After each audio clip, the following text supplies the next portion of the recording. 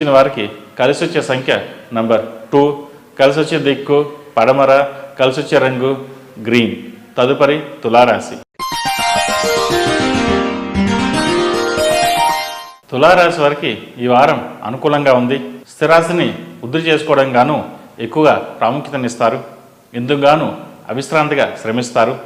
సానుకూల ఫలితాలను కూడా సాధించగలుగుతారు.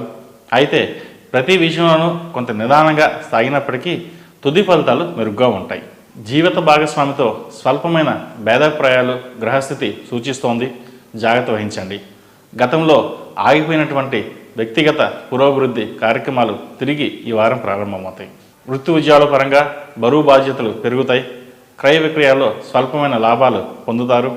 కోర్టు వ్యవహారాలు ఒక కొలిక్కి వస్తాయి. మీరు ఇతరులకు ఇచ్చిన వాగ్దానాలు సకాలంలో నిలబెట్టుకోగలుగుతారు. భాగస్వాములు కలిగించే ఆటంకాలను మీ నేర్పుతో తప్పించుకుంటారు.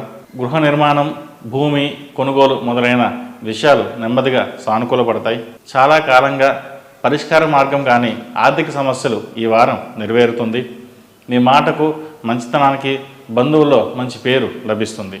ఆర్థిక సంబంధిత విషయాల మీద మీ దృష్టిని కేంద్రీకరించవలసి ఉంటుంది. నూతనంగా చేపట్టే కార్యక్రమాలు వాయిదా వేయడమే మంచిది. గతంలో మీరు పోగొట్టుకున్న ఉద్యోగం తిరిగి పొందగలుగుతారు. మీరు చేపట్టే కార్యక్రమాలకు చిన్న చిన్న ఆటంకాలు ఎదురుకావచ్చు. సమయానుకూలంగా వ్యవహరించండి, మేలు జరుగుతుంది. ఆధ్యాత్మిక కార్యక్రమాల్లో, దైవ సంబంధిత కార్యక్రమాలలో చురుగ్గా పాల్గొంటారు. కుటుంబ సభ్యుల వలన ప్రోత్సాహం లభిస్తుంది. సంతానం యొక్క విద్యా విషయాలు బాగుంటాయి. విదేశీ ఉద్యోగ, విద్య వ్యవహారాలు సానుకూలపడతాయి. మొత్తం మీద ఈ రాశి వారికి కొంచెం బాగుందని చెప్పవచ్చు. ఈ రాశివారు సుబ్రహ్మణ్య పాశుపత కంకణం ధరించడం చెప్పదగిన సూచన. ప్రతినిత్యం గణపతికి జిల్లేడు ఒత్తులతో దీపారాధన చేయడం వలన మంచి ఫలితాలు అందుకుంటారు. ఈ రాశిలో జన్మించిన వారు కలిసి వచ్చే సంఖ్య నంబర్ 8, కలిసి వచ్చే దిక్కు తూర్పు, కలిసి వచ్చే రంగు కాషాయం. తదుపరి వృశ్చిక రాశి.